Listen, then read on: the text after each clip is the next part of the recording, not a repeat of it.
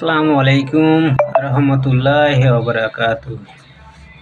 আমি যেটা বলছিলাম ভাইদেরকে, যেসব ভাইরা আমরা অলস হয়ে ঘরে বসে থাকি, তাস খেলি, জুয়া খেলি, মোবাইল ঘাঁটি, নেশা ভাঙ করি, ঘুমিয়ে থাকি, শুয়ে থাকি, আর আমরা আমাদের মেয়েদেরকে পাঠাই ফেরিওয়ালার কাছে, যাও তার সঙ্গে দেখা করে এসো, সবজি নিয়ে এসো, মাছ নিয়ে এসো। সেসব অলস ভাইদেরকে আমরা বলবো, এই শুয়ে থাকা, বসে থাকা অলস ভাইরা এইভাবে কিন্তু আমাদের আমল কোথায় যে দাঁড়াচ্ছে একবার চিন্তা করেছো?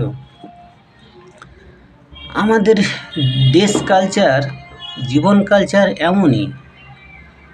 ফিরিওয়ালার সঙ্গে আমাদের মেয়েরা কথা বলবেই, এটা ঠিক, কিন্তু আমরা যতক্ষণ থাকবো, আমরা যতটুকু পারি মেয়েদেরকে ভেতরে রেখে আমরা বাইরের কাজগুলো করার চেষ্টা করব। অনেক ভাইরা ভাবে যে আমরা তো ছেলেই নয়, আমরা কেন ছেলেদের কাছে বাজার করতে যাব, মেয়েরা যাবে। তাই মেয়েরাই বেশি দেখতে পাই, ঘরে ছেলেরা থাকার পরেও মেয়েরা সবজিওয়ালার সঙ্গে কথা বলতে চায়। একটা কথা বলার প্রয়োজন থাকলেও ও মনে হয় 10টা কথা বলতে চায়। যত হাসি, আদর, মিষ্টি সবজিওয়ালার সঙ্গেই।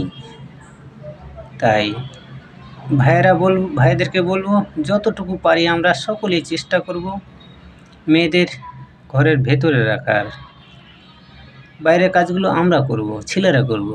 আর বোনেদেরকে বলবো, কেউ ঘরে ভেতরে থেকে মরবে না।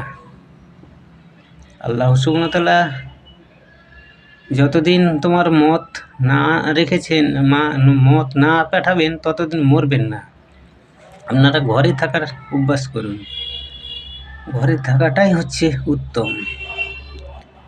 ঘর আর বাইরের সম্পর্কটা কি জানেন? যদি কোথাও ছেলে মারা যায়, সেখানে সেই ছেলেটাকে দেখার জন্য মেয়েরা যেতে পাবে না, অথচ সে মারা গেছে। অথচ আমরা কি করছি বলেন দেখি? দুনিয়া ঘুরছি, অথচ বেপর্দায়। অথচ আমরা পর্দা বললেও এমন পর্দা করি যে উঁচু নিচু অঙ্গ বুঝতে পারি।